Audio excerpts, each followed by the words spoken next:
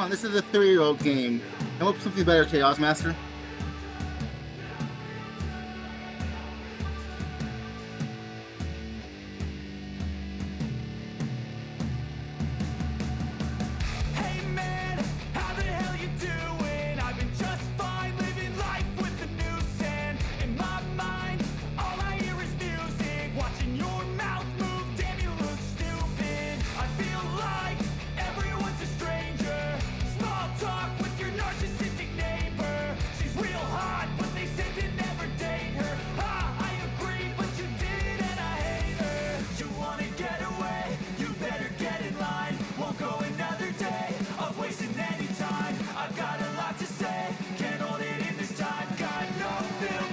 What you do with Rob is none of our business.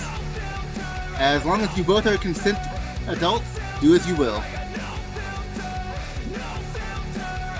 What?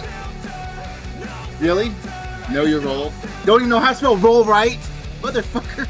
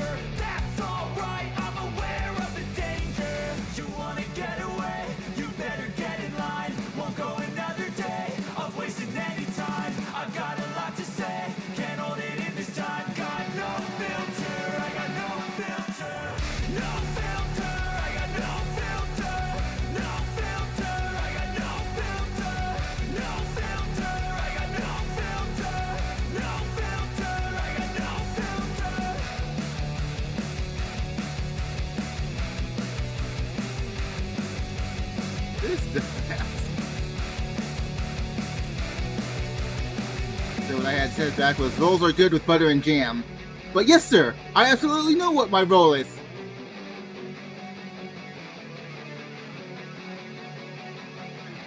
It's what it is. It's your boy Miguel Z with the Value of Wrestling New Japan Rebound Podcast. I've got a guest for you folks at StocktonCon. What up, everybody? AJ Kirsch here, the voice and the host of StocktonCon. Value of Wrestling is awesome, so subscribe on YouTube. Scan the QR code right here, right now. Subscribe and check it out. There we go. You'll be glad you did. Thank you, brother. Yeah, that part. Hey, man, shout out to Value of Wrestling. I'm right here with the Big O's, San Jose. We gonna shut the shit down. Love and respect, though, man. Value of Wrestling. Hello. Man, thank you, brother. Thank you. It's the Value Wrestling. I'm the Big Tyme, Mr. Z. We're here with the indie god himself, Matt Cardona. This is real. The Choppy is about to go down. Let's see it. Oh. This guy just paid me $50. Matt Cardona, check out the Value of Wrestling. Cool.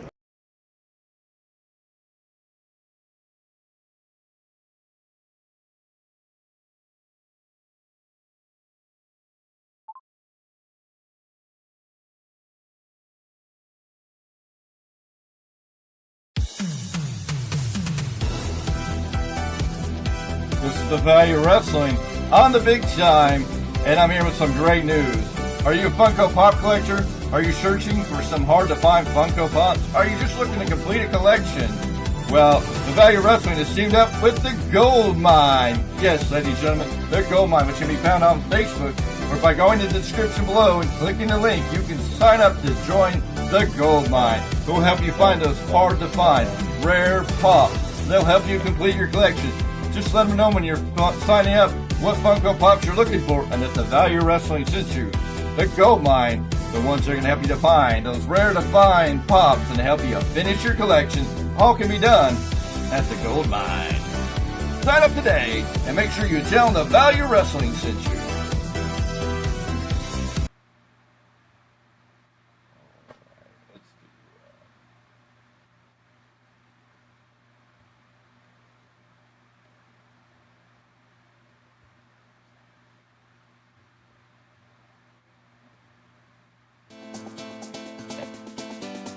Support the Value of Wrestling, help us make WrestleMania special.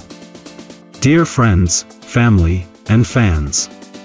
I hope this letter finds you well. As a valued supporter of the Value of Wrestling community, we are reaching out to share an exciting opportunity with you. As you may know, WrestleMania is one of the most anticipated events in the wrestling world, and it's an occasion that holds great significance for us. It's not just about the matches, it's about the energy, the passion, and the sense of community that comes with being part of such a monumental event. This coming year, we have a unique chance to enhance our involvement and share the experience with you in a whole new way. Our goal is to attend WrestleMania 41 and create special content and live updates that capture the essence of this incredible event. We believe that by providing exclusive behind-the-scenes insights, interviews, and real-time coverage, we can offer our audience a truly immersive experience that celebrates the value of wrestling in all its glory. However, we can't do it alone. To turn this vision into reality, we need your support. Your generous contribution will help cover travel expenses, accommodation, equipment costs, and other essential expenses associated with our attendance at WrestleMania. Your support will not only enable us to create exceptional content but also allow us to connect with fellow fans, forge new partnerships, and promote the positive impact of wrestling on individuals and communities alike. Here's how you can help. 1. Financial contribution, any amount, big or small, will make a difference and bring us closer to our goal. Your donation will directly contribute to making our WrestleMania experience unforgettable. 2. Spread the word, share our fundraising campaign with your friends, family, and fellow wrestling enthusiasts. Every share increases our reach and brings us one step closer to reaching our goal. 3. Encouragement. Your words of encouragement and support mean the world to us. Knowing that we have your backing motivates us to work even harder to deliver the best possible content and updates. Together, we can make WrestleMania truly special and showcase the value of wrestling to the world. Thank you for considering this opportunity to support us. Your generosity and belief in our mission are deeply appreciated. If you have any questions or would like more information, please don't hesitate to reach out. We're incredibly grateful for your ongoing support and can't wait to share this journey with you. Warm regards. The Value of Wrestling Team. valuewrestling@gmail.com. Alrighty, I think we're finally live and back. We had some technical difficulties, I know, for our newest, or our, I can't even talk now. I'm so thrown off. Mr. Z said something way off about a receipt and a t-shirt idea that I totally lost concentration. We got out of slow delay, then all the technical difficulties to start this show. All right, good. We are live. Everybody can hear me. We are here. This is, I got to put the cat down. No, you're caught up. Okay, hold on. Oh, there we go. All righty. All right. Yes, please put your pussycat down. Yeah, well, he had his wiener. He was stroking his wiener before we got on air, so, it is. Fair. Damn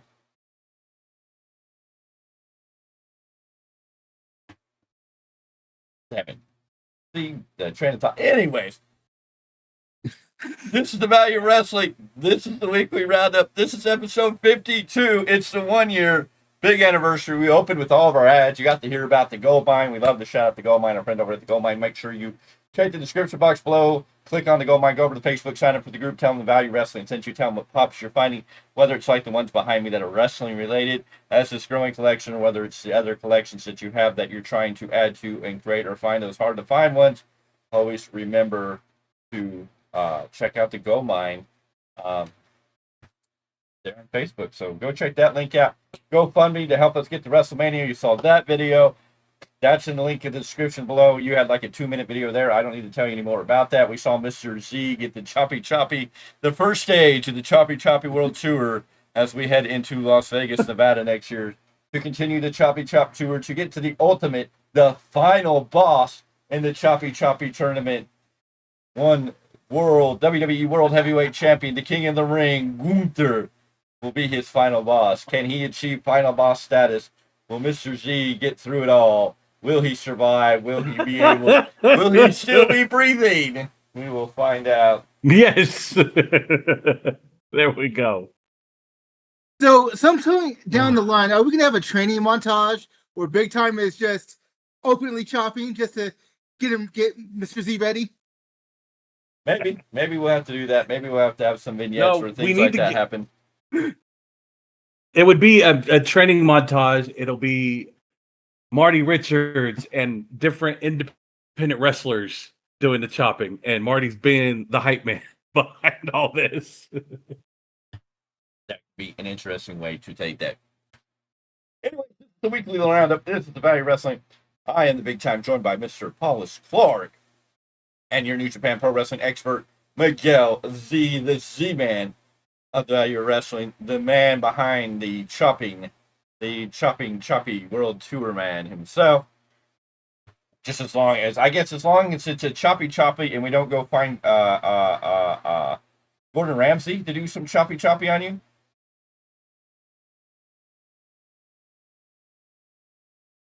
No. That's a different kind of choppy, right? Okay. Anyways, it's the night after SummerSlam. SummerSlam was hot. A lot of people going back and forth on SummerSlam, how they feel about it. But SummerSlam I thought was a fairly good show. It was a decent show. We did a whole review on that. You can go back and watch that tonight. We're going to focus on all the news, all the stuff that's out there. And one news story that's coming out today after last night's events at SummerSlam.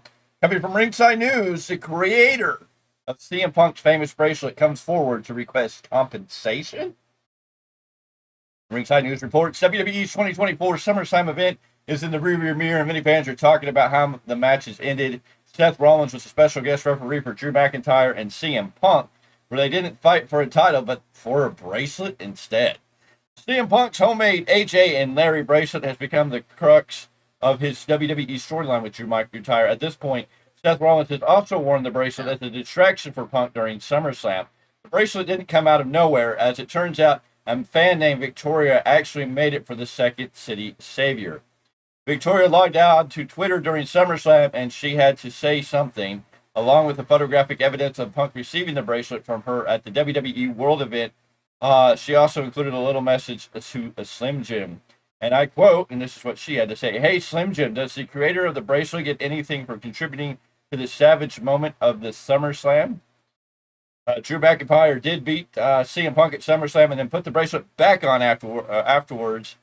During the press conference, Drew made it clear that the book is closed on his feud with Punk, that might not be for him to decide because Punk will probably keep chasing him until he gets the bracelet back. Victoria is an unsung hero in this situation and likely unpaid. Her gift to CM Punk was obviously very personal for him, as it becomes such an important part of this rivalry for the next year. Only time will tell if Victoria sees a dime from Slim Jim or WWE, but that gift during the Fanatics WWE World event certainly took on a life of its own. So, how do you feel about the bracelet? Should this young fan, or this fan, I don't know if she's young, should this fan be compensated for a bracelet she made and gifted to CM Punk? I don't know what the thought pattern. I guess she's not a young fan. She definitely doesn't not look okay. Maybe 20s, maybe 30s. But anyway, she gave the bracelet to Punk.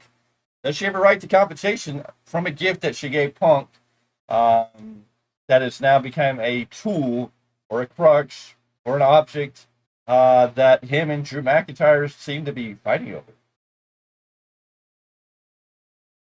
Your thoughts, is the WWE obligated to give her anything? No. However, they can be nice just to show appreciation, and if they do decide to do so, then that's up to them. I was thinking the same thing because my wife shared this with me earlier today, and I'm on the same boat you are. I've just, if they want to be nice and the lightweight compensator for it, whether it be funds or an experience.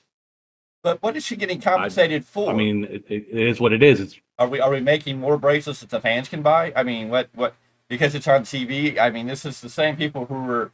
I mean, I get a little more of the people that are suing over Randy Orton's tattoos being used in the video games. I get that the video games are making money. I can kind of get where they're like, oh, their tattoos, their artwork. But again, I don't know. I think a tattoo artist, once they tattoo you, yeah, it's kind of their art, but it's on your body.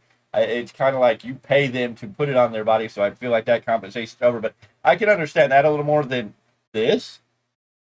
Like, is WWE necessarily making money on the bracelet? Is it a part of the storyline? Yes. Is that the driving force that people are paying to go see what's going to happen to the bracelet?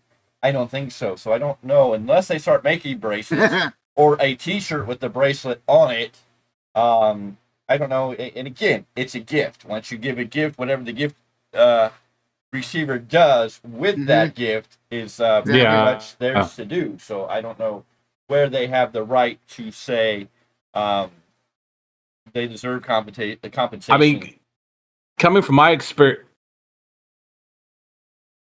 coming from my own personal experience with artwork being used, I have a tattoo currently that I'm working on that my daughter drew, and the artist was asking my artist was asking, "Hey, can you get a release on this from the person that drew it, just so they know it's public domain?"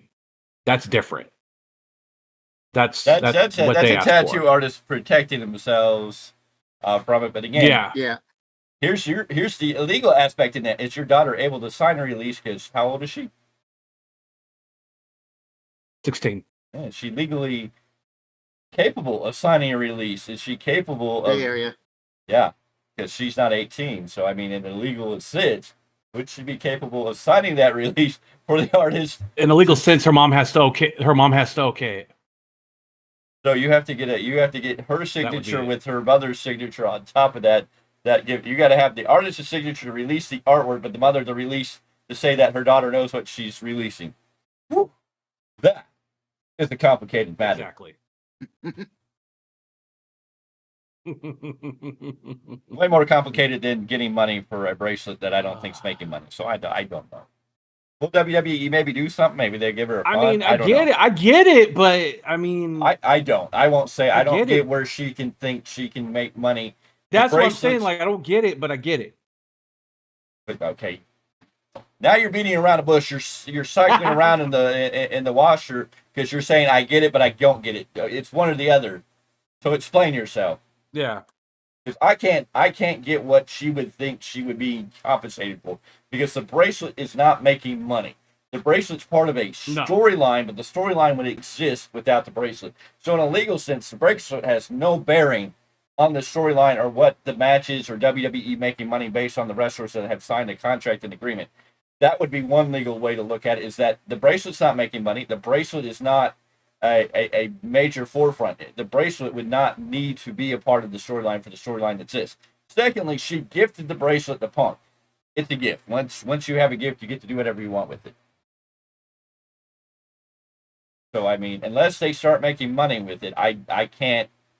I can get why she might want to try and make a claim for it. I mean, money's out there. I mean, I can get, well, I gave it to them and they're using it. Can I make money? I could get somebody trying that, but the realistic legal aspects to it all, there's nothing she has of legal bearing to make a claim to get compensated for a bracelet she gifted to Punk, not knowing what would happen to it after that. And this is going to get in a gray area where you're going to have all types of things. If we start doing this dumb stuff, then nobody can ever take anything. You can't give your wrestler a thing without probably signing releases yourself anymore, because, what if they use it, if I use this and this and that, and you get into too many gray areas, and then that just gets a whole legalese. So, I mean, that's just a bad precedent to even start trying to make. Now, I'm sure people will probably fight for, she deserves to get paid. The bracelet's a big part of the storyline. And it has been in the last little bit, but it's not the driving force behind what this story really is. It's just an added bonus. Anything else we want to say about the bracelet situation? I mean, honestly, just be happy your bracelet's being used. I mean, you should be humbled to an extent. Like, oh, cool, my bracelet's being showcased. I mean, but then again, that's from me being a fan. But not everyone thinks that way. I would get if they were showcasing the bracelet and claiming her name, she created it. They're just saying it's his bracelet that's precious to Punk. I've never been drawn to, who made the bracelet. I have thought it maybe some kid made it for him, or somebody in the family made it for him, or maybe Punk put it together himself. I didn't really have enough inkling to go, who made this bracelet for Punk? Yeah. It was just an interesting additive into the storyline. Now, again, does Punk, does Punk, is this bracelet? I'm sure Punk has some, it's a special bracelet. He likes the bracelet. He wears the bracelet. It's special to him.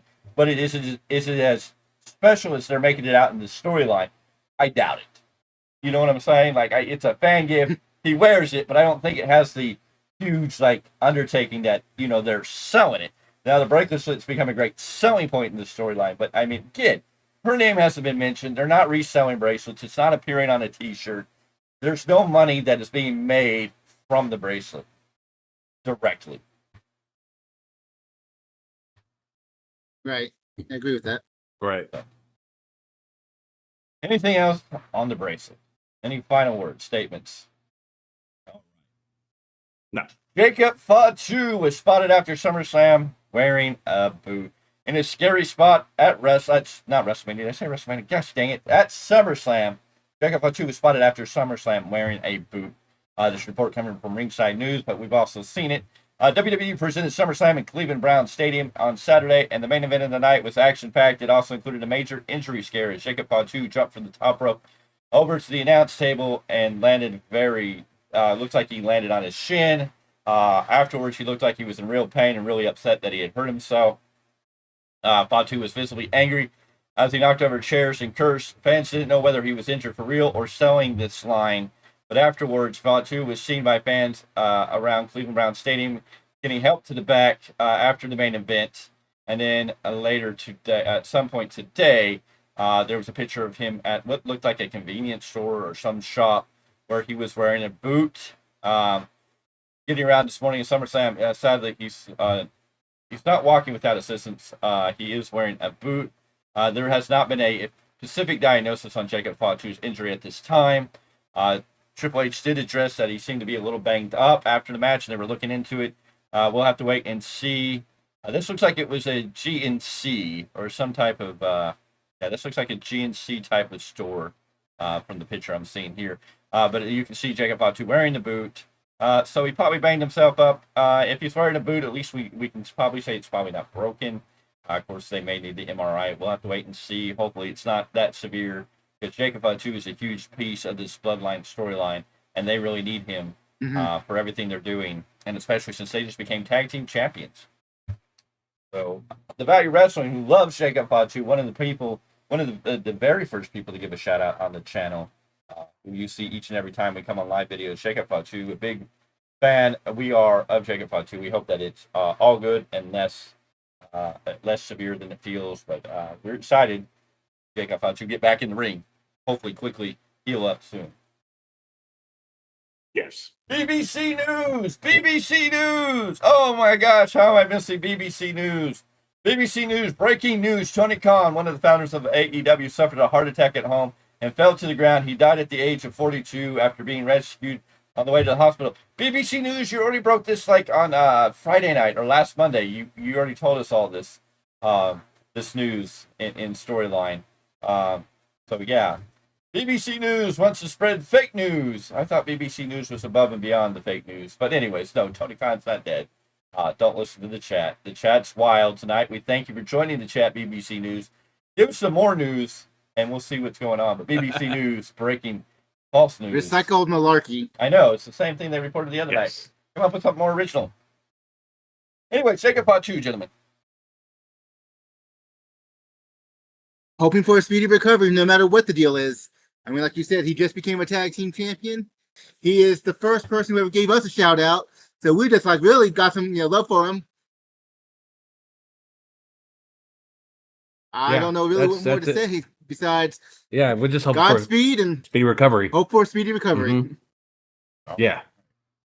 Moving along, multiple WWE stars set to return from injury during the 8-5 Monday Night Raw. So tomorrow night's Monday Night Raw, the August 5th show. Announcement for major returns coming from Ringside News. WWE has several stars sidelined with injuries, and now 2 are set to return on August 5th episode of Monday Night Raw. Following several weeks off television, this comes as a great time as the aftermath of SummerSlam will give them a chance to re-enter the creative picture as WWE resets after the eventful night at Cleveland Browns Stadium. Raw will also be on Sci-Fi again this week, so beware of that. WWE SummerSlam is over, and WWE will be emanating from the city of Baltimore, Maryland, at the CFG Bank Arena. We scheduled right now CM Punk and Drew McIntyre, the new World Heavyweight Champion Gunther. Ludwig Kaiser will take on Kofi Kingston.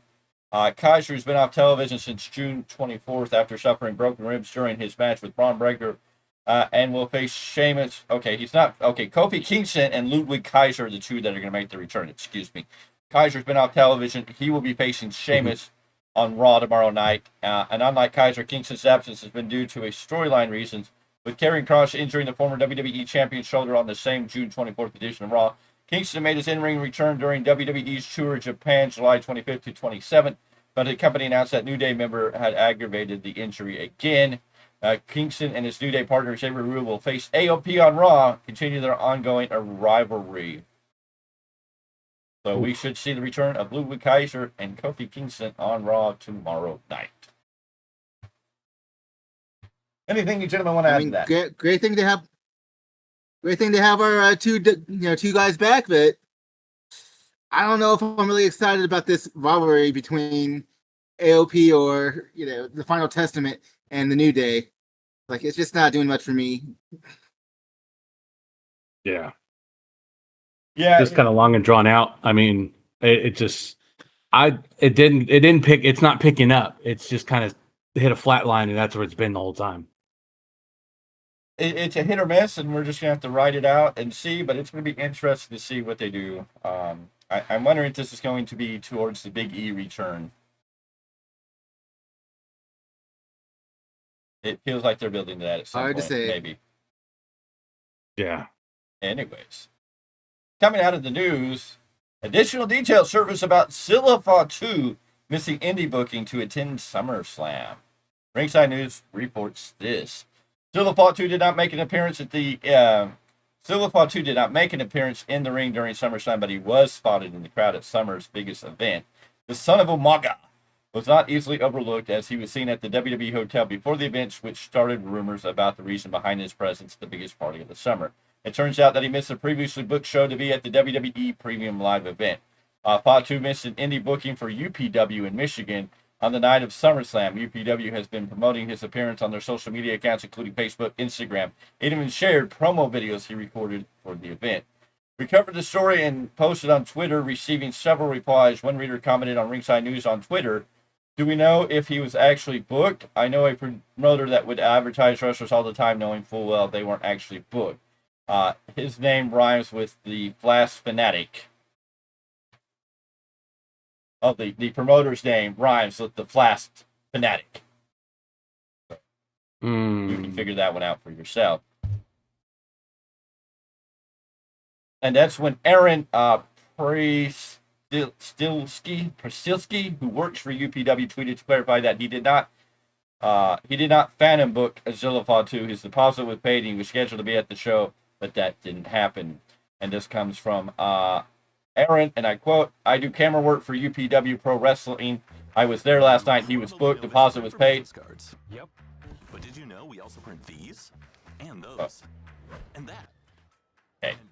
I heard an ad come on. I was trying to figure out where it's coming from. Anyways, he was booked and the deposit was paid. Not sure if it was returned or not. We don't phantom book talent just to get butts and seats. After this writing, Zilla Fatu has not addressed his controversy, but he was booked to be at the UPW event.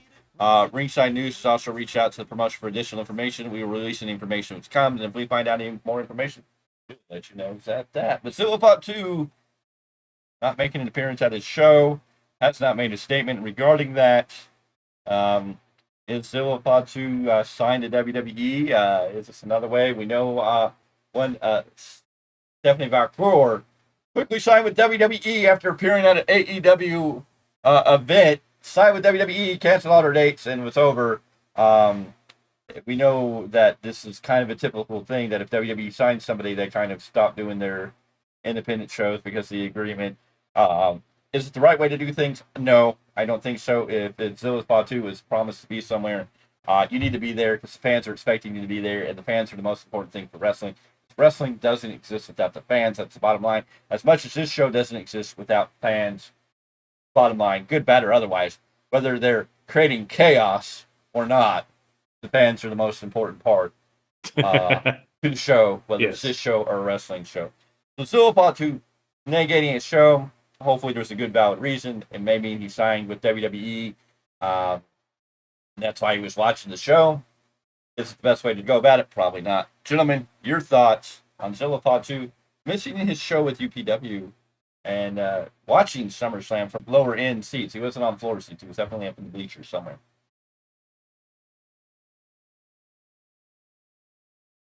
Well, like you said, it kind of goes hand in hand. Once you sign the contract, all your indie dates are out the window. But that used to seem to be more the way. And with Triple H's regime, it does seem like Triple H wants people to fulfill their obligations. Of course, I don't know how big UPW is and what level of, it's kind of like us. We're not, we see ourselves as big. We perceive ourselves as big, and we are going to be big. But we also will know the realistic. We're not that huge. We're not making big waves. I mean, maybe we're making some waves. But, is UPW on a level that Zilla Pod 2 showing up? Are they big enough to make noise to create controversy in it? I mean, if this would have been maybe GCW or one of the other bigger companies, or if he had no-showed New Japan, it might have been a little more of something. Yeah. The thing is, unprofessionalism can be a double-edged sword. Only because maybe this has an effect on him now, maybe it doesn't. But coming back around, it's really what you have to worry about. Whether this is, 5-10 years down the line, that maybe he wants to work for this company again. Maybe he's made a name for himself by that point that's bigger than he is now. Maybe not, we don't know. I have a lot of confidence he will make a bigger name by that point. But that was standing. And, unprofessionalism can still bite you in the ass. Just like down the line, it can still bite Stephanie Valcour in the ass down the line. Yes. Yeah. But even during Redacted's era, the fact there was a lot of times where some indie dates were dropped, but a lot of times there was indie dates that were actually still kept. Anyways, we're going to jump real quick. I have to step away briefly, so we're going to throw this all over to Mr. Z. He's going to give you a preview for the New Japan Pro Wrestling this week, what you can expect on Tuesday on Patreon, Wednesdays on YouTube. Mr. Z, gentlemen, go ahead and take this. I've got a dog to chase down, so give me a few minutes while I go put a dog back in the yard, and I'll let Mr. Z and Mr. Clarke talk about New Japan Pro Wrestling, what we're going to get, and I will be back as soon as I can. Well, folks, Tuesday, Patreon, New Japan Rebound Podcast goes live. We will be talking about 5 more weeks of the G1. The standings now. 5 weeks. No, sorry. You're good. 5 weeks worth of the G1 is in the books, and the standings could not show how shocking this is getting. I can only tell you right now, the only one that shocks me that it seems to be at the top of the leaderboard. We have a way tie for first place at Block B, and the top of that list is Konosuke Takeshita. Okay. So, yeah, AEW's own Take a Shit is in first place. Say it right. Take a shitta. Take a shitta. There we go. So right out the chute, like, he's in first place, followed by Hanare, Yua Uemura, Jeff Cobb, Ren Narita, David Finlay. David Finlay at the bottom of this list is shocking. Exactly. And then in Block A, your 1 and 2 man right here, Evil with 10 points. ZSJ, Zack Sabre Jr., closing out the second. This has got, with the way this entire tournament's been going, I mean, it's insanity at this point because you don't know who's going to win. I can't even figure it out. The IWGP World Heavyweight Champion's in third place. I don't know what happens if he closes it out and wins it again. What does that do for why the G1 is what the G1 is meant for? Does he wrestle himself? I mean, they say Ric Flair can wrestle a broomstick, but I don't know if you can do much with yourself. Well, Kenny Omega wrestled a doll, right? Well, I mean, what's Tetsunado going to do? Is he going to wrestle a doll that looks like him? I mean, are you sure Tony Khan ain't booking this? Challenger versus champion. Yeah. I mean, let's be honest here. I mean, the hair is majestic. I mean, have you seen Tetsunado's hair? Are you sure Tony Khan ain't booking for New Japan Pro Wrestling now? He better not be. This tournament's too damn good for him to be booking. Well, that is your flavor of sample, your taste. You know, you stepped in, you got a little sample. That's what's going to come at you on Tuesdays on Patreon, which Patreon is in the link in the description below. Go over to Patreon, sign up for the free, get a lot of articles, and of course, you get to see the New Japan Pro Wrestling Rebound podcast on Tuesdays. And then on Wednesdays, it'll pop up on YouTube where you can enjoy it. And hopefully this week, the goal is to go bigger after doing over 100 last week. Maybe we'll get over 200 on the New Japan Rebound podcast this week. Yes. Anyways, we're going to jump back into the news. I saw the dog issue. Somebody didn't close the gate, and they're Didn't not have to go here, too so. far. No, I just called the dog. He came running. Anyways, news coming out of SummerSlam. People questioning this and why it happened, and this may help make sense of why this match was so bad. In its sense, we were not very impressed with the match. We felt that something was off with this match, and this may explain it. WWE SummerSlam title match was cut for time. WWE SummerSlam event took place at the Cleveland Brown Stadium in August 3rd. This coming from Ringside News. Although we had the match times before the show started, one match was significantly cut for time. Many fans who read our spoiler time notices that Braun Breaker versus Sami Zayn was scheduled for 12 minutes. However, the match was much shorter. As Cage Match noted, the match lasted 5 minutes and 42 seconds. Sean Ross Sapp reported from Fightful Select that Braun Breaker's Intercontinental title win against Sami Zayn ran much shorter than expected. Despite this, it was still a very effective win, which I disagree with, but okay. The Steiner brothers were present at SummerSlam, so Rick Steiner got to see his son's big moment. This was a special for him, and it also appears that any. Okay. I'm not going to go into all that detail there. Anyways, we'll keep a close eye on Braun Breaker's IC title run. It'll be interesting to see how he represents the titles. But if his run at the NXT Championship is any indication, he will be a dominant champion. Breaker's also someone that Triple H has been watching since he was in college, was a college running back for Kennesaw State University before he became a Baltimore Raven now. Braun Breaker and Sami Zayn, no reason there, but it was definitely cut short, which means they knew going into it was going to be cut short, which probably is why the match didn't come off as pretty as I guess we liked it. I know a lot of people are praising it. And a lot of people are praising it, and I just don't see what's so good about it. This is why I asked you last night during our review. We had no idea that they actually got cut for time. No. But that's why I asked you. If it got more time, do you think it would have gotten any better? And you gave your answer. I don't know. It was hard to say. As of last night, seeing the match and thinking if they had more time based on the way they were going about it, I would have probably been, I was like, no. Now, if they were cut for time and they were trying to rush through or they had to change their match, this may be why the match was bad. If they were told they had 12 minutes and planned a 12-minute match, now they had to go to 5 minutes or cut the match short. Maybe that's why the match didn't work as well as it should have, because they were trying to make this match work on a shorter time period. And of course, if they changed that, I don't know why they didn't just squash Sami. Right. I mean, your answer doesn't really change from last night. No. And my opinion doesn't really change either, for that fact. It's funny. They get cut for time because of time constraints which is great. That's what a company's supposed to do, to cut time here and there just to make sure they don't have an overrun. Wow. They know how to handle time. Oh my goodness. There's a company that can do that, unlike some other ones. Yes.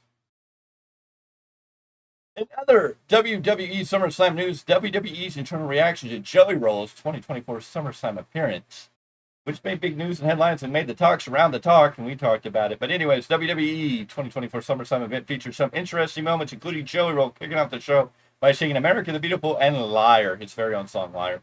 He also got involved later, and the backstage reports have been very positive about the famous singer's presence at the biggest party of the summer.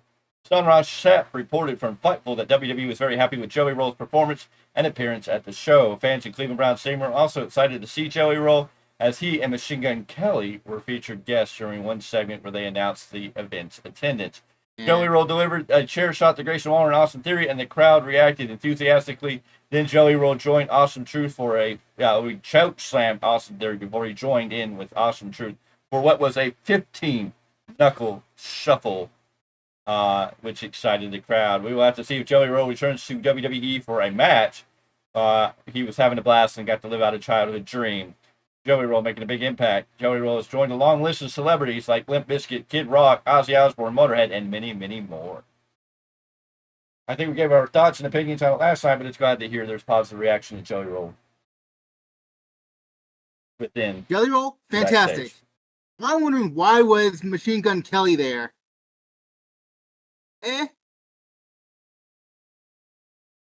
Does he really have a fan base?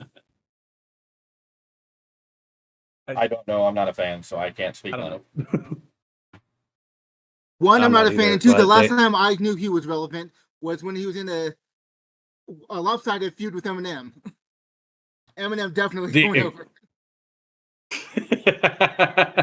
Well, going from one Jelly Roll article to another Jelly Roll article.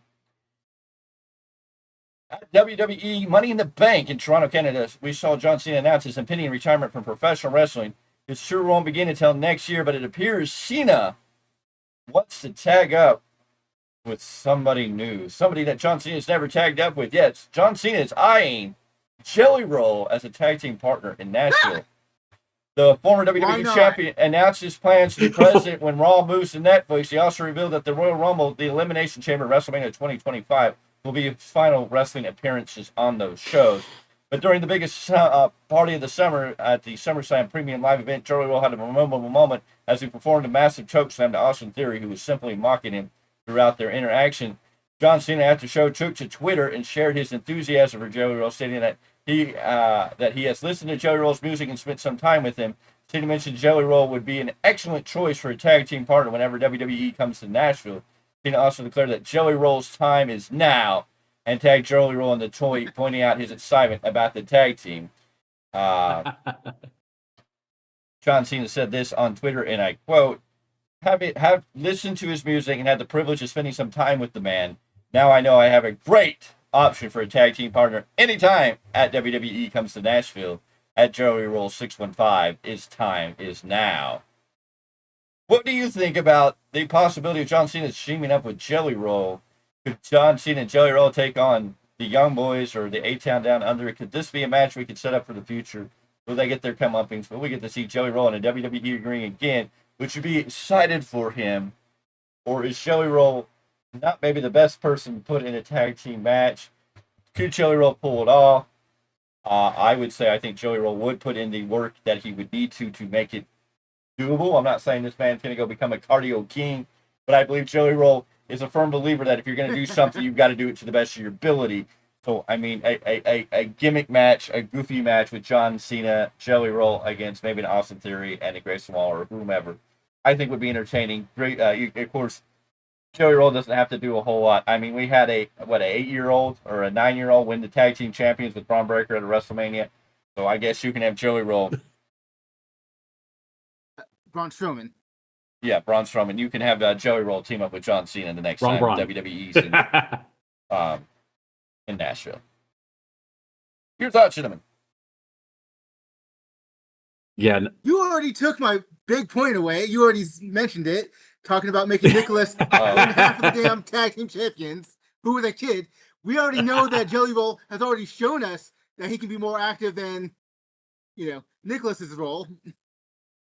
So I mean, yeah. And to do it with Team Young Boy. I mean, Austin Theory, I gave him his flowers last night, man. Sold like an auctioneer. I mean, I'm all for it. Anyways, in breaking news, Gianna Forever, I believe is the way to say this name. If I'm saying your name wrong, I apologize. But Gianna Forever says wrestling fans hate wrestling. And then gives me, I guess it's their ghost face from Batman. It's in the chat. Read the chat. It's right there for y'all to read. Gianna I see it. Forever. He said what? Ah! Cricket. Yeah, really. Okay. I mean, if you think so. Yes. Okay. Well, I mean, why do you say that? Are you basing this? I mean, where's your basis on this? I mean, you want to make your statements, and we are very thank you, Chaos. I mean, we kind of appreciate. Jeez, man. We are fan friendly here. We love to hear your input, but I mean, if you're going to make a statement like that, we definitely want to understand at least your opinion or why you feel that way. We always find ourselves complaining about something all the time.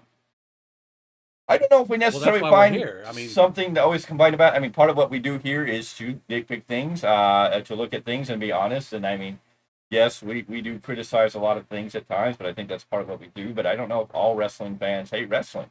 I think all wrestling fans like their version of wrestling. And what that is may be different for each and every person. And I mean, there's people out there that love AEW and think it's the best wrestling in the world. Other people, like most of us here, look at it like, Well, I know we're not taking it personally. We're just having the conversation with you to understand what why you feel the way you do. Because I say it all the time on the Rebound podcast. Right, wrong, and different. We're all wrestling fans. Yes. We can love our brands. We can love our organizations. We are a platform for you wrestling fans to come through and shoot the breeze, speak your mind, and have fun. And I think it kind of actually hurts a little to read somebody who says wrestling fans hate wrestling. And I know, I get the sentiment. I get the idea of why that statement, I'm obsessed, and I can't read that. I hate the little heart thing that's in the way. I can't stand food. Oh, I'm a beast and I can't stand food. Okay, it's a vicious cycle. We all have our vices. The only thing I can say is if it's a vice that you're not happy with, you're going to have to find maybe somebody to replace that vice. Find something that you can do instead of that. It's ultimately in your hands to make the change. If you want to make a change, you have the power to do that. But I get the vicious cycle. I think we all have those times where we've been in vicious cycles at different characteristics and different points in our life. Mr. Clarke, you look like you have something profound to say. I don't know about profound, but the first line that comes to my head is, I'm looking at the man in the mirror. Yes. I'm asking him to change his ways. Or the woman, or the whatever. Yes. I can't stand chewing on folks. Did anyone see Liv Morgan's tweet today? Which one? Say again, Mr. Z? Apparently Dominic got his chicken tendies he always wanted. Yes, there's a whole video where she's getting him his tea. Yeah, we've seen it, definitely. I can't stand chewing on food. I wish I didn't have to eat. I guess I can understand the sentiment of what you're trying to say, but at the same time, we all need food to survive. But I guess if you don't like chewing, you could always put it in a blender and drink it. Maybe.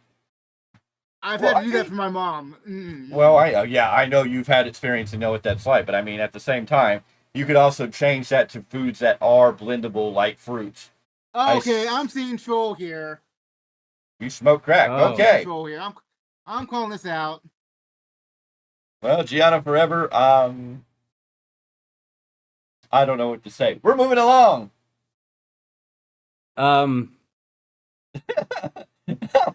Yeah, I'm stuck in the loophole of bad Twitter right now. Well, you need to get out of Twitter. You need to get out of Twitter and get back into this show right now. We're gonna get back into this, ladies. Right here. We're gonna get back into this. Gianna is confessing her or their sins. I don't know what to tell you. Welcome to the show. Good job. I think we, if you were trolling us, you did a pretty good job. Here's a good question for you, and I just want to know, where does this has been on the brain because I'm seeing all the tweets. Where does Judgment Day go from here? Are they done, or are they just revamping? Well, I think we talked about that last night. I think we discussed that the possibilities of Finn Balor stepping up into that role. I gave you a great scenario where Finn Balor can step up with JD McDonough, Carlito, and Dominic Mysterio, along with Liv Morgan now being the new Judgment Day. You add the OC in there to kind of give them that all nostalgia feel and rub and give them something to. I think there's an opportunity there. I mean, we're going to have to see how it plays out on Raw. There's a lot of open-ended questions, but it gets you ready for Monday Night Raw. Definitely something we're going to talk about, or we would talk about here. We just hadn't gotten to that bit yet. All right. Anyways, footage captures Solo Sikoa visibly dreaded after Roman Reigns returned at SummerSlam. I don't know why WrestleMania's on the brain. I told you because SummerSlam last night gave us WrestleMania vibes. Well, thank you. It was a hot show, folks. Hot show. Thank you for subscribing, Gianna. We appreciate it. During Roman Reigns' absence, Solo Sikoa assumed leadership. What about the Hardys going to Judgment Day? The Hardys going to Judgment Day? I don't think that fits in the narrative right now. But I mean, they could do. But I don't. You can make there would be the White Sick. Yeah, I would think you'd be more. Right. The OC needs to be in the Judgment Day if Finn Balor's leading. But Solo Sikoa's assumed leadership of the Bloodline with bringing in Tama Tonga Lea and Jacob Fatu, aligning them with the new faction, the Bloodline 2.0 or the Bloodline Timu version, whatever you want to call it. And it all culminated at SummerSlam when Roman Reigns made his shocking return, and now footage has shown Solo Sikoa fearing for his life.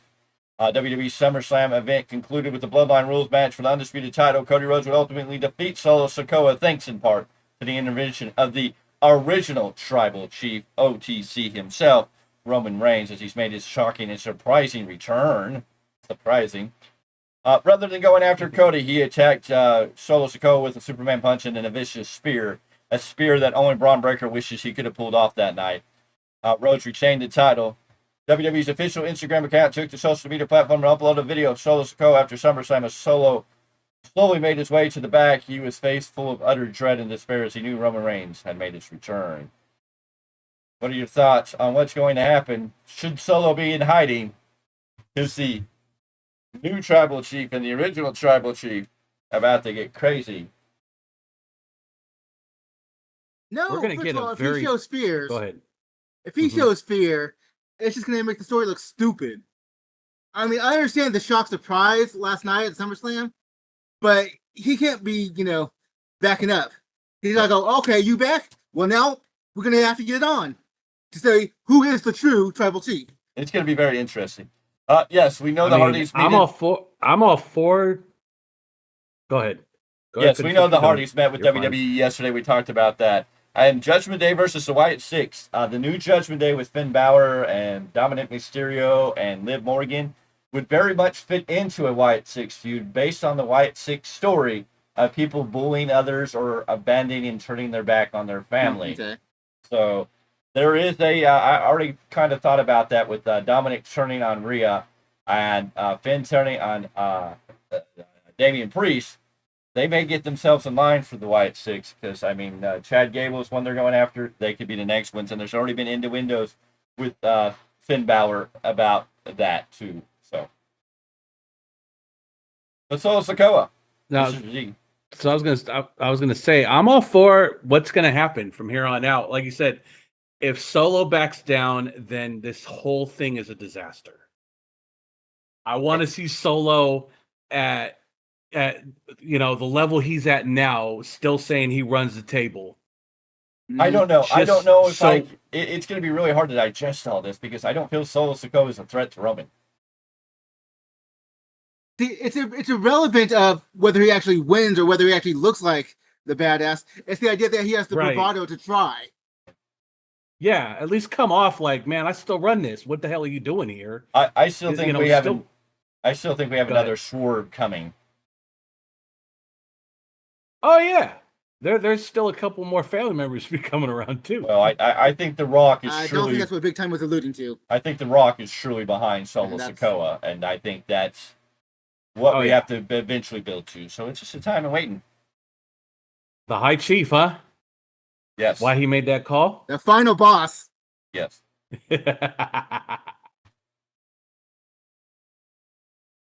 Come on, War Games. November can't get here soon enough.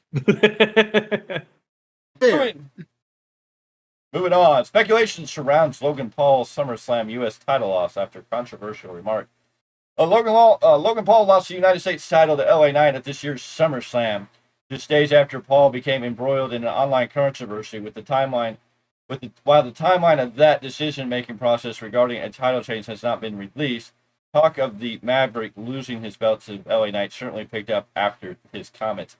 In case you need a refresher, during the 2024 Olympics, Algeria's Iman Khalif won a quick victory over Italy's Angela Carini, who quit the match after 46 seconds. Footage of Carini crying after the bout went viral, sparking controversy over Khalif's eligibility due to her gender. Khalif's participation in the Paris Olympics has been contentious, especially after her disqualification from the 2023 World Championships over unspecified gender eligibility test.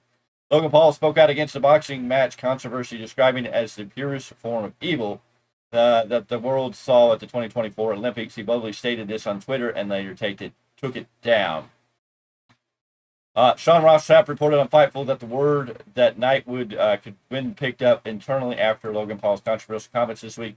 It was not noted whether the U.S. title match was a result for a change was done because of Logan Paul's comments, but a lot of controversy stands there. LA Knight is now the WWE United States champion, and he's already having a lot of fun as a champion. Logan Paul lost in Cleveland, his home city, and even though he was booed out of the building as a heel, we'll have to wait and see what's next for Logan Paul in the WWE. Again, with this news, I don't know. I think LA Knight was probably the man that was going to win the title all along. Logan Paul seems to kind of float away. After SummerSlam, he may appear for a Saudi show for Saudi money. But this is usually the typical end for Logan Paul as he goes and does another thing. Let alone he has issues with Prime. He has a lot of other issues that seem to be embroiling around him. And I think it's probably the right time to take a title off him and let Logan Paul go deal with some of that stuff, get him off WWE TV, just to get them out of the middle of that controversy and let Logan Paul deal with what he needs to deal with. Whoa. Yeah. I have no comment on any of it. Anything outside of WWE and Logan Paul. But I will say that I think we're going to see him again down the line. But this was a good time for him and WWE to kind of catch a breather. Let him deal with his, other business. And I'm sure down the line he'll be back. Yes. Oh, he'll be back eventually. I think we're more just excited to see LA Knight finally getting his due, finally getting his comeuppance. Oh, for sure. Getting that much deserved, just the mid-card title is what we all know it as, and seeing if he can make things happen. Run with it and do something with it. Mm-hmm. All right. In breaking news over SummerSlam weekend, WWE has signed a new talent to a former WWE star and Hall of Famer and former AEW talent, Mark Henry, making news as his son Jacob is getting recognition in the amateur wrestling world, securing the notable victories outside of the pro wrestling ring. He ended up signing with WWE recently, and now he was spotted linking up with Triple H after his signing. With such athletic skills, fans started wondering if Jacob Henry would follow Mark Henry's path and become a professional wrestler. In fact, he made another step in his pro wrestling journey as he signed with WWE. Mark Henry's son, Jacob, took to Twitter and uploaded a photo of himself where he linked up with Triple H backstage at SummerSlam. Jacob Henry was standing tall with Triple H, exuding a confidence that made it clear he was right at home in WWE. Considering just how natural a gift to Jacob Henry it will likely take very little time for him to get ready to become a professional wrestler under the WWE system. We'll have to wait and see how Jacob Henry does and how he will fare in WWE. But Jacob Henry is now all WWE.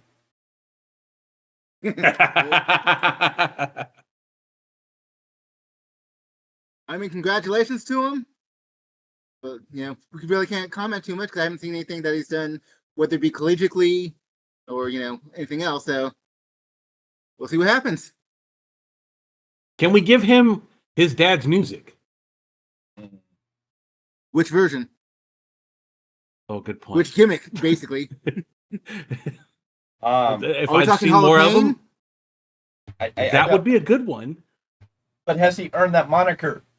You can't just throw him as the new Paul Payne unless he's really has the ability to back up that moniker, because that moniker has been established by his daddy. I don't think that, you know, we got to be careful. His dad established the world too, so I mean that's why I can't really say much.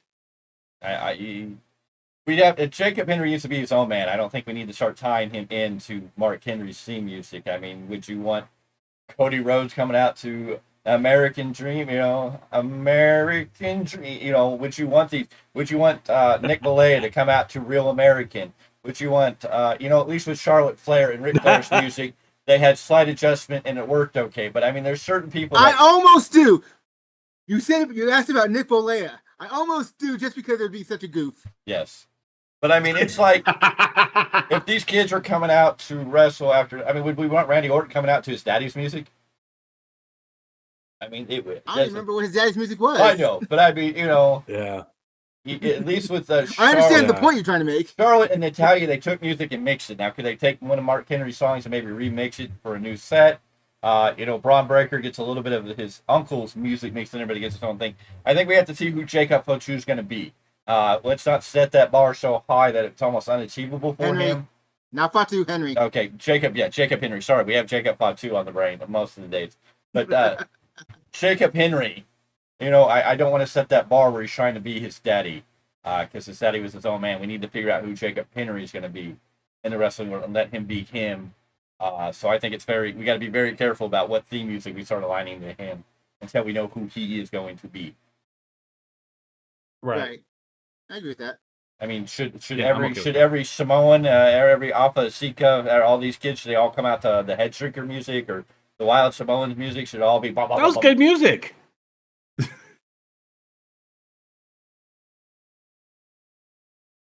Are we ready for a little? Maybe for me, who's heard the Head Shrinkers music live. You know, that's just me though. How about some AEW news? MJF really compares AEW star to MJ Key and Ellen DeGeneres' Dumpster Baby. MJF was able to beat MJF was able to beat Will Ospreay for the international title in a match that was almost reached the 1 hour time limit. Then the Salt of the Earth proceeded to trash the title and introduce an American Championship. Even though MJF has Ospreay to face at All In on August 25th, he still has other challengers to deal with. Maxwell Jacob Friedman will face Kyle Fletcher on the August 7th edition of AEW Dynamite. The match has been upgraded to an AEW American Championship Eliminator match, because Tony Khan, Eliminator match. Anywho, the changes occurred during the August 3rd episode of Saturday Night's Collision after Kyle Fletcher defeated Brian Cage. Wow. And challenged Maxwell to a championship match. Maxwell responded via video wall, agreeing to grant Fletcher an eliminator contest. MJF is not happy about this match, and he made the point very clear on Twitter. The Salt of the Earth leveled a big-time disc on Fletcher while suggesting that he get a haircut. MJF also suggested he looks like the baby that MKG and Ellen DeGeneres had and threw in a dumpster. At least he didn't make a joke about, you know, is Sky Blue jealous of the attention you give to Will Ospreay? And if Kyle Fletcher's shirts get any shorter, I don't know. We'll see. But anyways, MJF.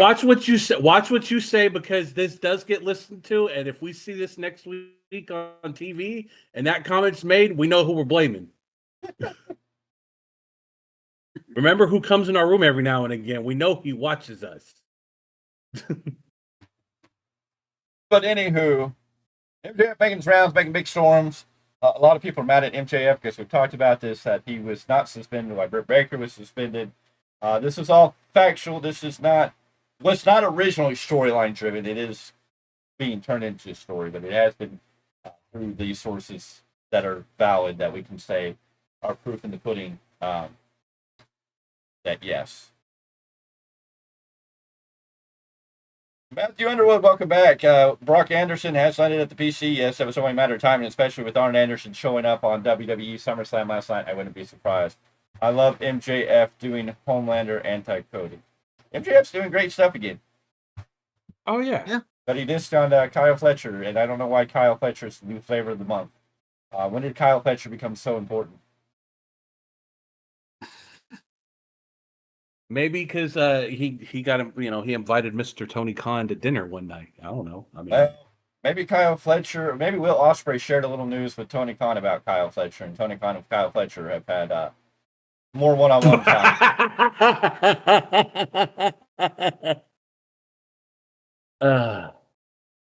Yes, Neil is yes, better he on is. the mic than Mercedes Moné. Anybody's better on the mic than Mercedes Moné at this point. This isn't Sasha Banks. All right, gentlemen, I need to step away for a moment.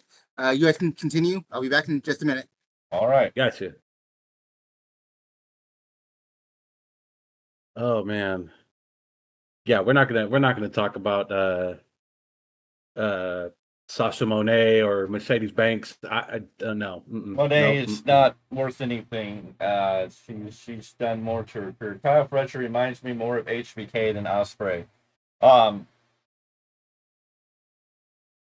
I don't compare Kyle Fletcher to Ospreay. They're just friends, but a lot of the pictures and the stuff that they put out make their buddy and friendship look a little more deeper than it is. But I can see a little bit of HBK in Kyle Fletcher, but I'm a diehard HBK fan. I'm not a fan of Kyle Fletcher in the sense they have kind of built him up, but it's like they're really trying to push him to the top out of nowhere. Like he was nobody, now he's somebody.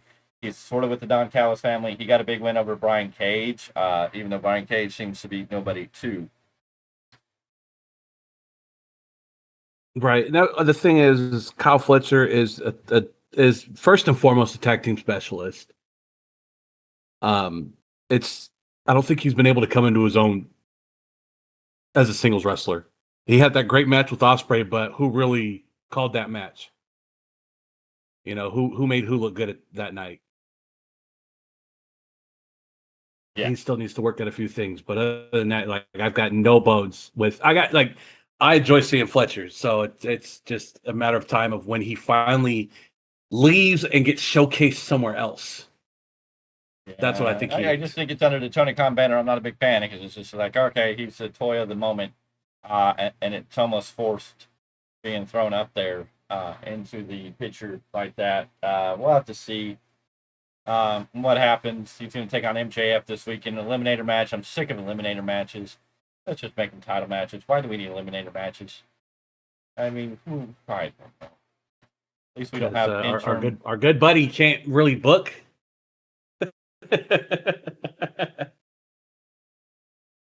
He needs Booker 101. Oh, yeah. Well, we'll see what happens in the near future. Alrighty, Mr. Clarke, welcome back. Moving along. Welcome to the party. You have something to say?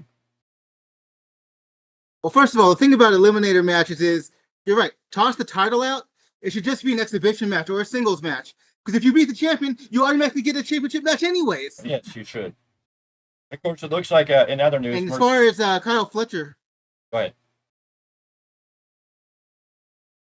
As far as Kyle Fletcher goes, all potential in the world, but like you gentlemen were saying, basically it's the platform, it's the booker. Yeah. It's Tony Khan who's not putting him in the right positions to be able to look good to be built up. If you see, you've ever seen him in New Japan, even though he is a tag specialist, you see, though, that he can work.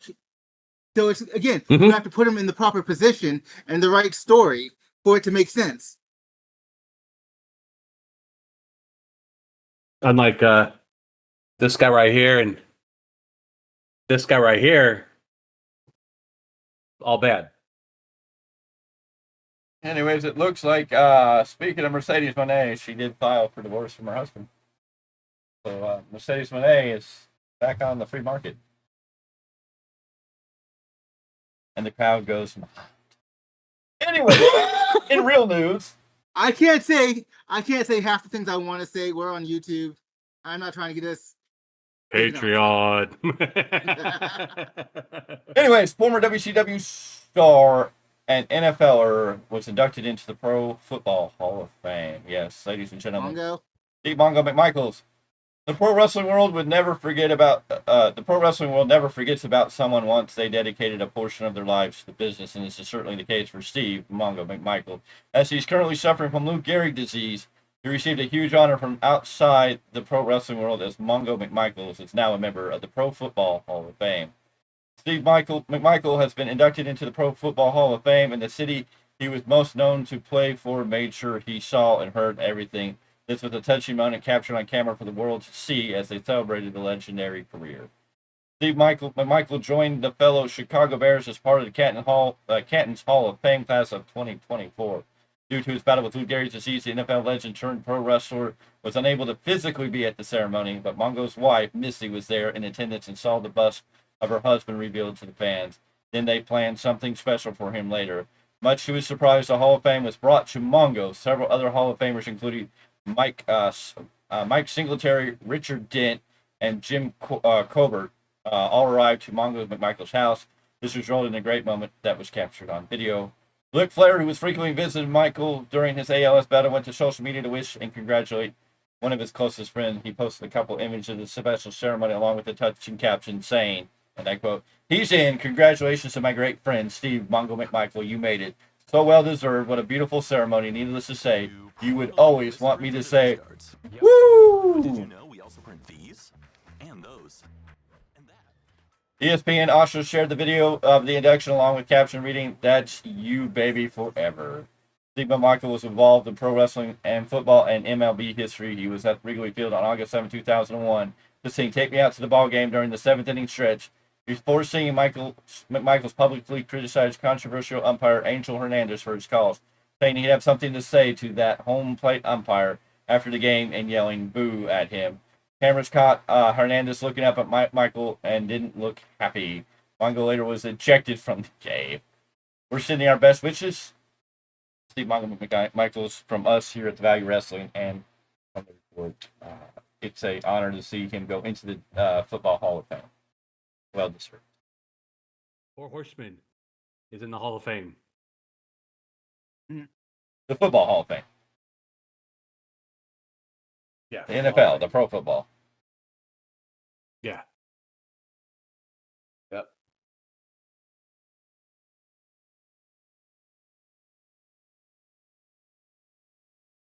It ain't free, pal. It ain't free, pal. Oh yeah, we're gonna talk redacted here. It ain't free, pal.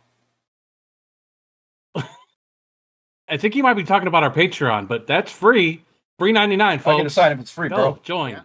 Look, pal. We can go with the pal, or we can go, bro. You need to go sign up for Patreon, bro. It's the best place to be, bro. No. Bro. You gotta be New York, bro. You know what I mean, bro? You gotta know. We gotta know what the know is, bro. I'm the best in the business, bro. Anyways. Oh hell, here we go. AEW news. This is what you missed, Mr. Clark, when you weren't here. AEW announces deal with the bro. AEW announces Dynamite Anniversary 5th. AEW announces Dynamite Anniversary 5th special. That is so backwards. It should be AEW announces Dynamite's 5th anniversary special and Title Tuesday event. AEW has a lot of things planned out for fans as Tony Khan's company continues into the future. Now we have another Title Tuesday and anniversary show to look forward to.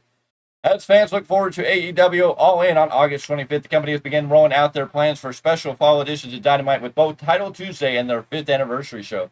The 5th anniversary show will take place in Pittsburgh, or for you diehard DMD fans, Pittsburgh, Pennsylvania on Wednesday, October 2nd. Just 1 week after that, the company's Grand Slam event will be in Queens, New York.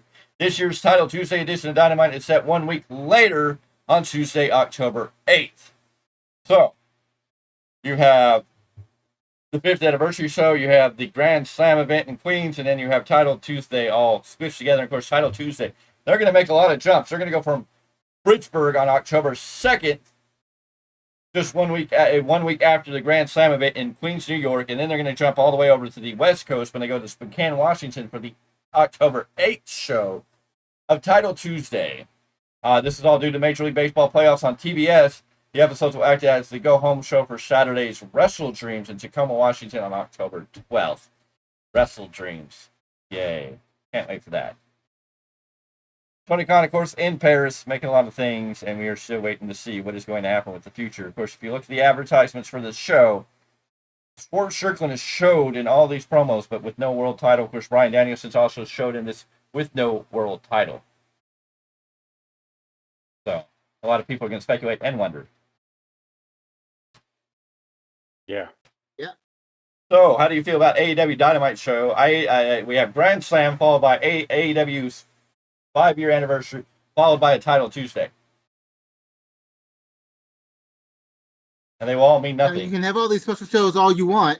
It just really depends on if you execute anything that's going to get more people's attention or just to the current fans, the current fan base. Same old thing.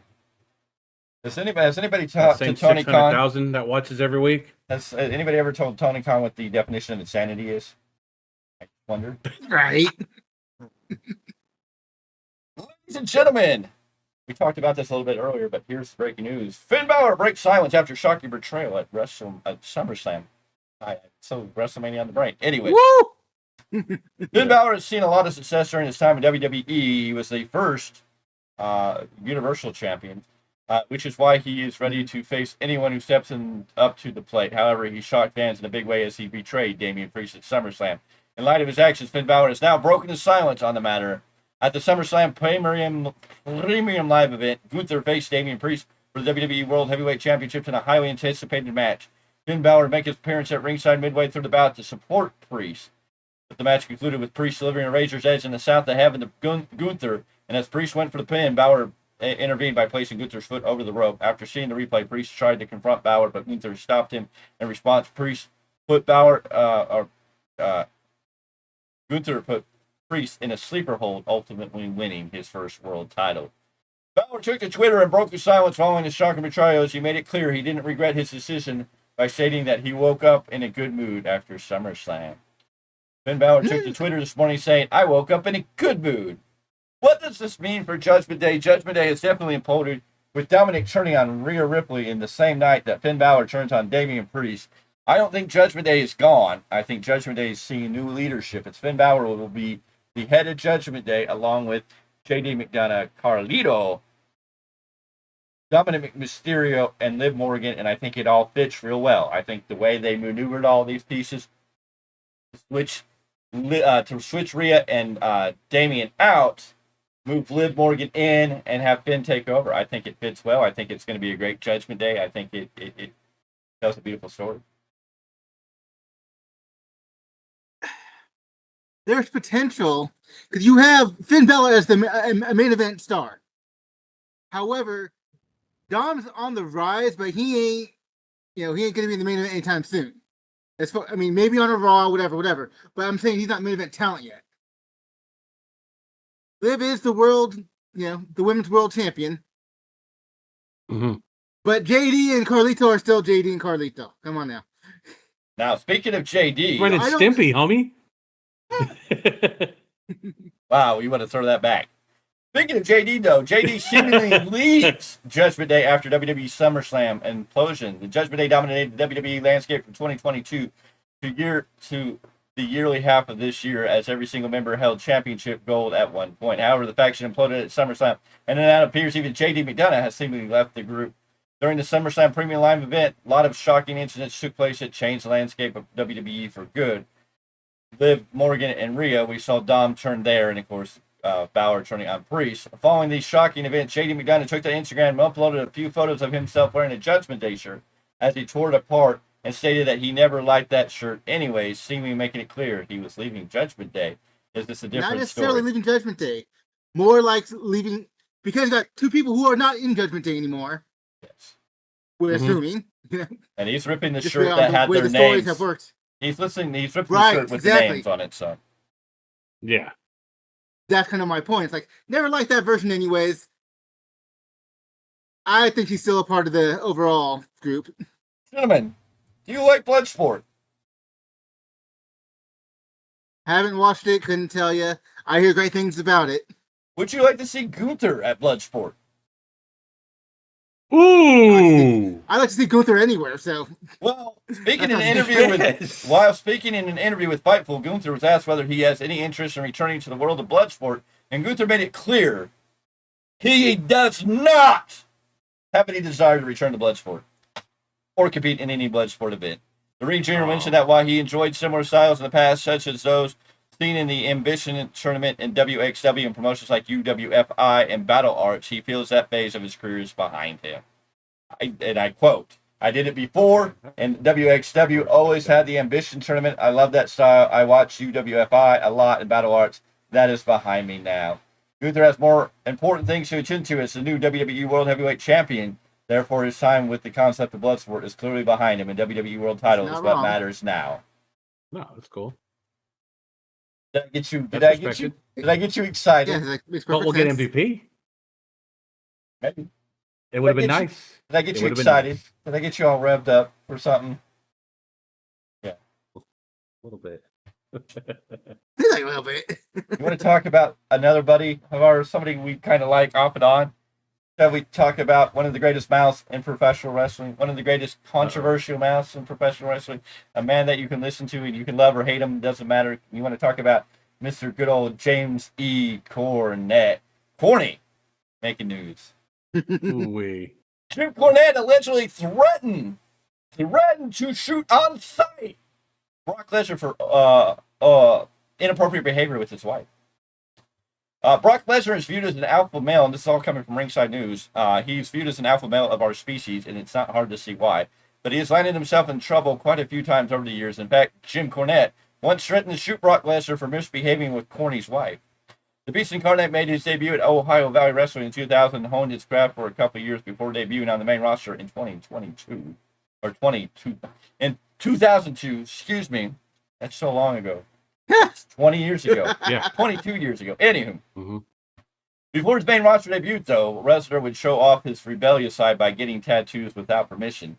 While speaking in an interview with Sportskeeda Wrestling, Kenny Bolin recalled an incident from Ohio Valley Wrestling involving Brock Lesnar. Bolin described how Lesnar was fired from the promotion for inappropriate behavior with Jim Cornette's wife. Cornette, who was running OVW at the time, threatened to shoot Brock Lesnar and drove him out of the territory.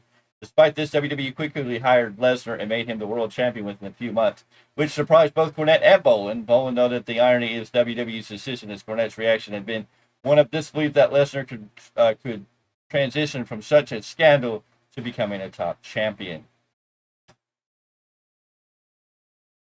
That would have been interesting to see. Warney's got a gun. Talking about... Warney's got a gun. Talk about what did Lesnar do? Talk about taking Ravishing Rick Rude's gimmick and taking it to the extreme. And there you go. Yeah. So Paul Heyman was in the middle of that then too, right? Because we're taking it to the extreme. Yeah. You never know. Jeez. But you know what? We got other news to talk about. Jim Cornette criticizes AEW for unprofessionalism following Britt Baker controversy. Ringside News reports this. Backstage tension at AEW has escalated with MJF, the new AEW American Champion, at the center of controversy following a heated clash with Britt Baker. Jim Cornette has also weighed in, criticizing Britt Baker's actions and arguing that her suspension isn't as sufficient a punishment from AEW. The conflict began when Britt Baker made the disparaging comments about MJF and his girlfriend, Alicia Out.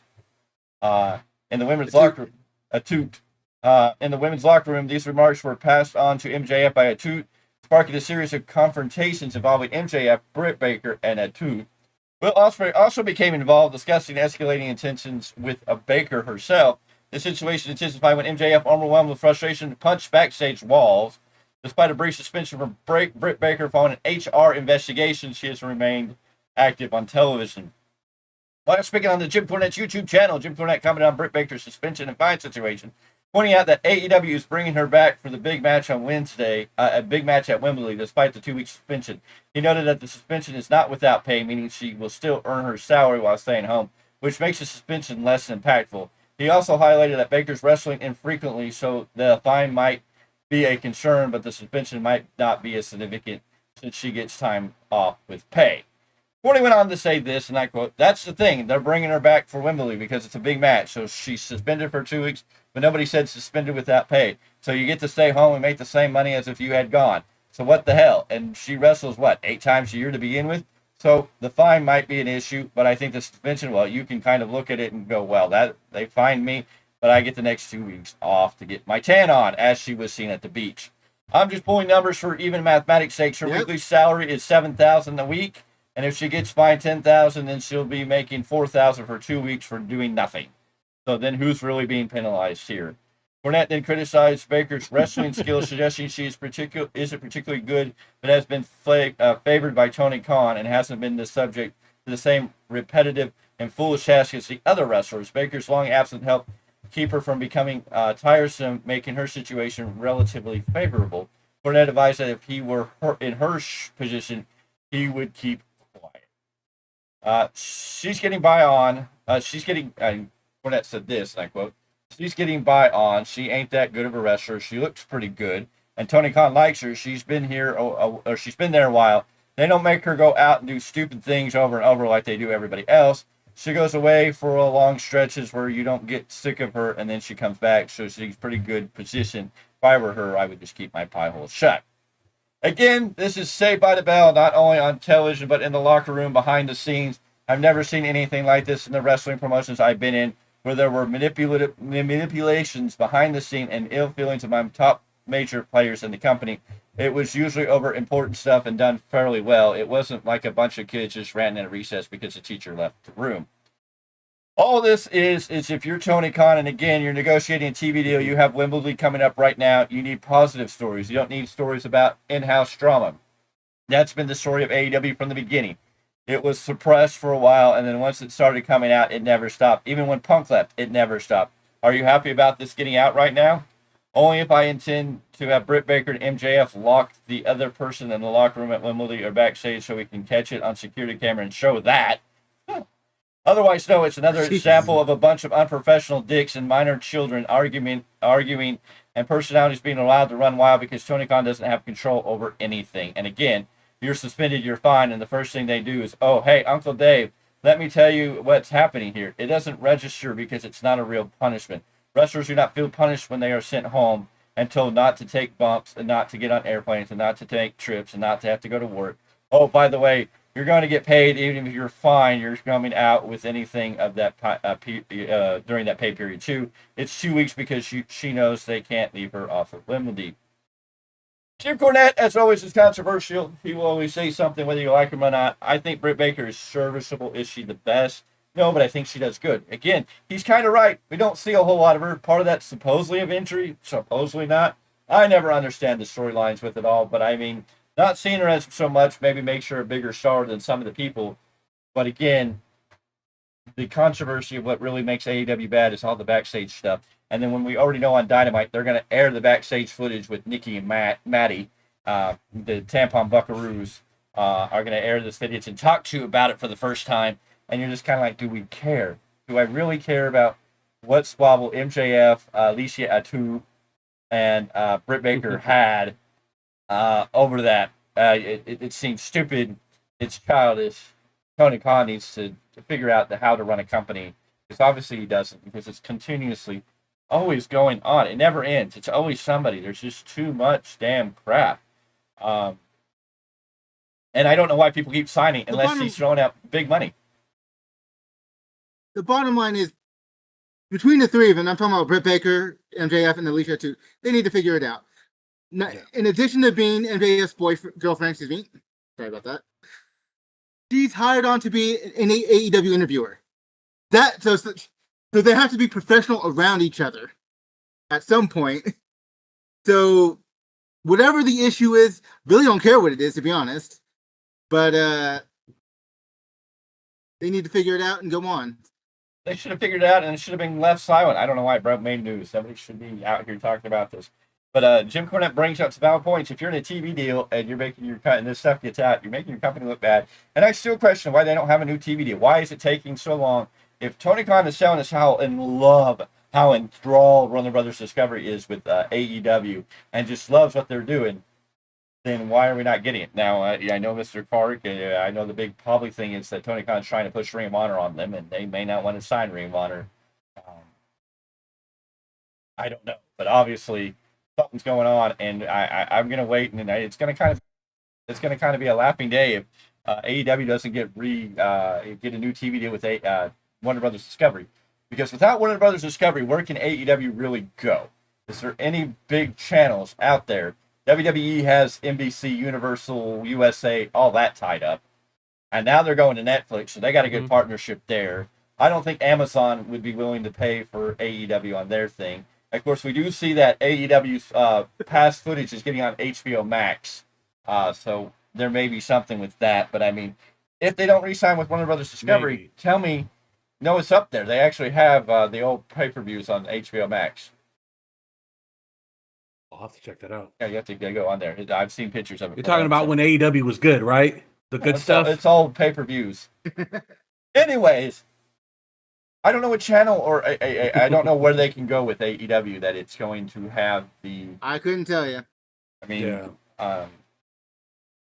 what are they going to do? For the sake of the wrestlers, I hope they find something, but no bloody clue. Yeah, without Warner Brothers Discovery, I don't know who's out there that's really a strong contender that can host wrestling, and people are really going to be able to find it, especially this day and age where it's really kind of hard to find some of your channels.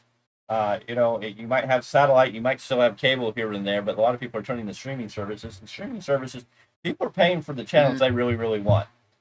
So, yeah. Oh, if they do get the deal with Max, I mean, if Max if that could be the lock-in deal, I mean, they do. Well, have Max people is that under have the it, Warner so, Brothers I mean, Discovery. That's owned by Warner Brothers Discovery, so they'd have to renew that. I don't know. Could AEW wind up on ESPN? Right. But if they wind up in ESPN, does that mean they're partnering with Disney? Well, I mean, Disney has certain rated R products here and there, like Deadpool. Yeah, so, I mean, it's theoretically possible, but it still seems not so plausible. I think Disney would not be a good partnership for AEW. There was a reason we were afraid when WWE, when there was rumors and talks that Disney was trying to buy WWE. I mean, AEW, WWE, do we need to see? Because I swear, once you have Disney on there, then you're going to have Disney princesses wrestling, or you're going to have Mickey Mouse and Goofy wrestling. I mean, it's just, you see dumb stuff coming. Bring back the divas. Oh, man. The diva princesses. No. Yes. Bad for TV. Bad. Yeah. Mr. Clarke. It's not like the division. Hold on. It's not like the division would be ran by John Laurinaitis anymore. So what do you mean? Oh, people no, power. on the divas. People do it for people power.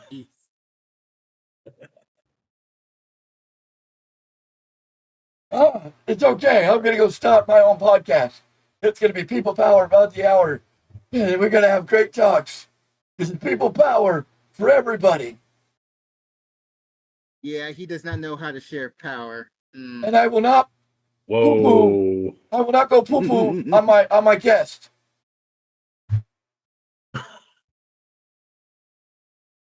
Okay. Do your little setup. I know where you were going. But that's it. Anyways. Oh, you're out there. Okay, Mr. Clarke, the Clarke Report. It's that time of the show for the Clarke Report. The Clarke Report. Da-da-da-da-da-da-da-da-da. I don't know. What you got for us today? Man, we never need Value of Wrestling, the musical, okay? That would just be so bad. It's the value of wrestling. It's the greatest thing you'll ever see. It's the value of wrestling. See what happened? You got him started. We will be here to inform you of all the news and all the stories and all the lies and all the controversy to tell you. And we'll tell you why AEW sucks. Mr. Z, does this make you feel good? Does this make you feel warm that I became, just for a moment, the endorser of Tasty Toast? I set it up for him and he just went with it. I put my foot in my mouth. Yes, you should have known. There you go. Mr. Z did not. Congratulations, Mr. Z. You have not put foot in mouth tonight. I am proud of you. You left at the Mr. Card to serve up Tasty Toast tonight. Hey, you got to give me credit. I came up with all that off the top of my head. That was not staged or pre-word. So there's some credit to it. There you go. What's their names? Anyways, what's the two boys' Trish names? Stratus on the possibility. Pretty deadly. Give me a call. We can work on your musical. Yeah. Oh, gotcha. Trish Stratus. Yes, boy. Trish Stratus on the possibility of another WWE run. She recently weighed in on the possibility of a WWE return. Obviously, she returned last year for a run against Becky Lynch, and she spoke with Sports Illustrated promoting the biography episode about the possibility of coming back for another run.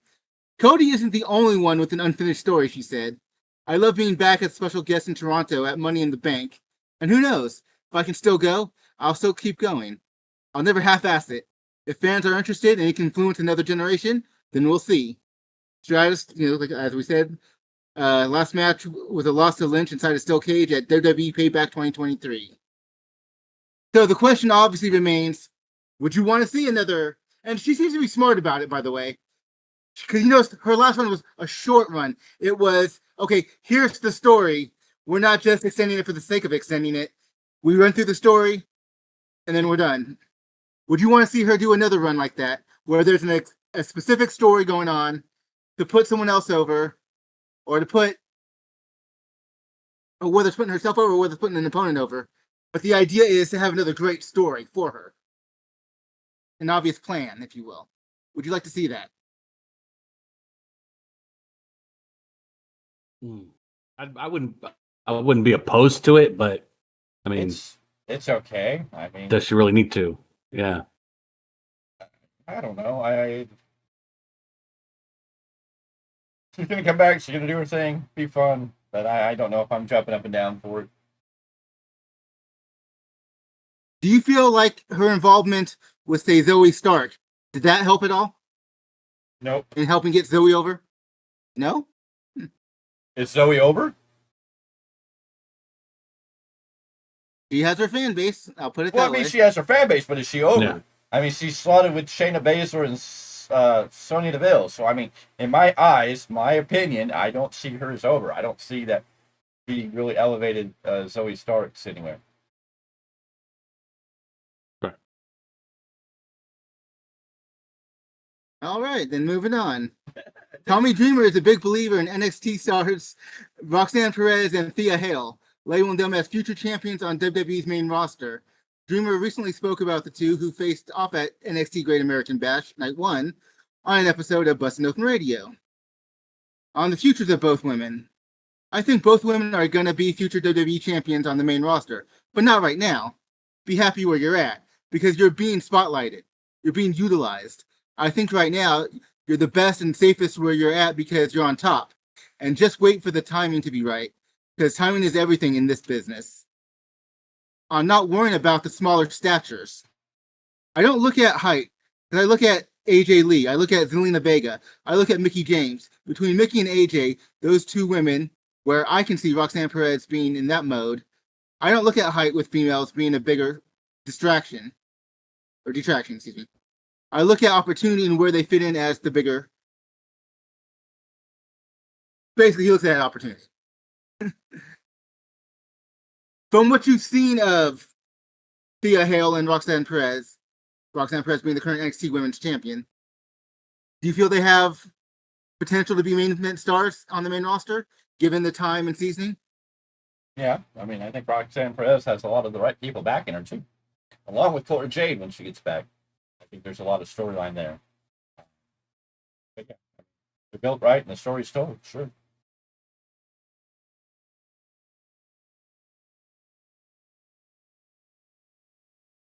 Yeah, I got nothing on that one. That's pretty much what I was thinking. Same thing.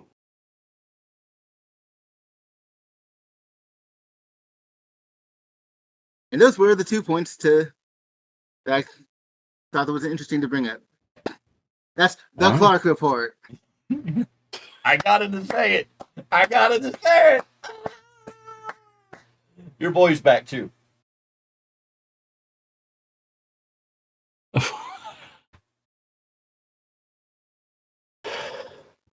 Hey, hold on. I will say this on air.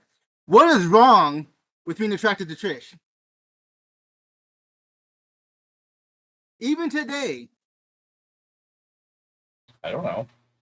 It's not necessarily my cup of tea, but I,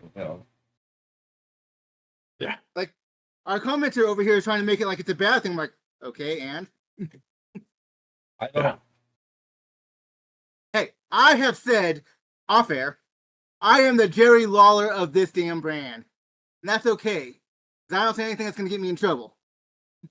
I will put it out there my dang self. That's your claim. Exactly. Yeah. I am fine with it. It's all good. So what is your point by trying to say something? I don't see you saying anything. So if you're Jerry Lawler, what's that make Mr. Z? What? Oh. I don't know. Maybe the JBL. Oh wow. Doesn't quite fit just because the JBL character and who Mr. Z is in his background. Yeah. No. Mm-mm.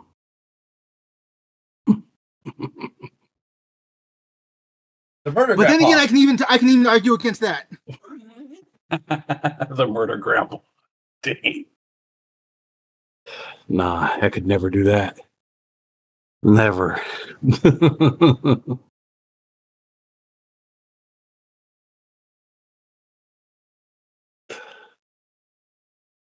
Yeah, I'm thinking hard, don't you? We will pick this up down the line. I will probably wind up figuring that one out down the line. Yeah, there you go. Yeah, somewhere down the line.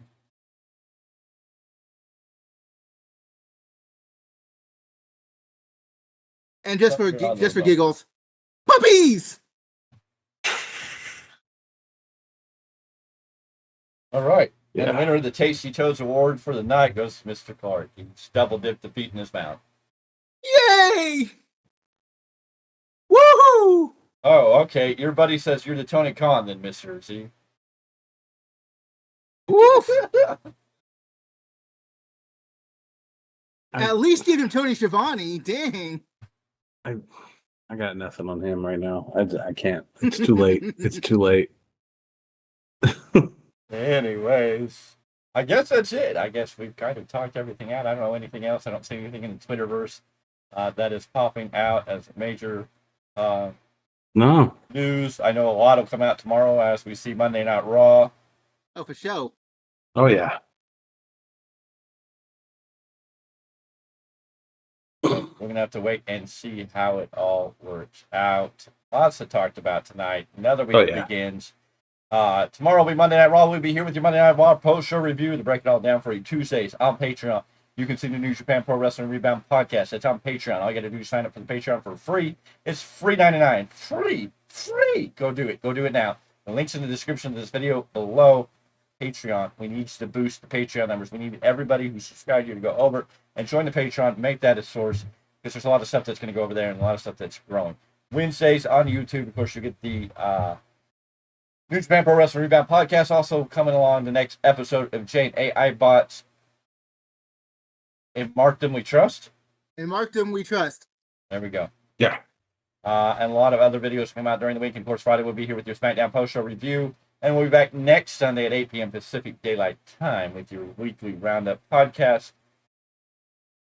Where we'll be at episode 53. 1 year in the making. It's a 1 year celebration. Moving things, making change. What a great day to do great things. And we are here to do it all.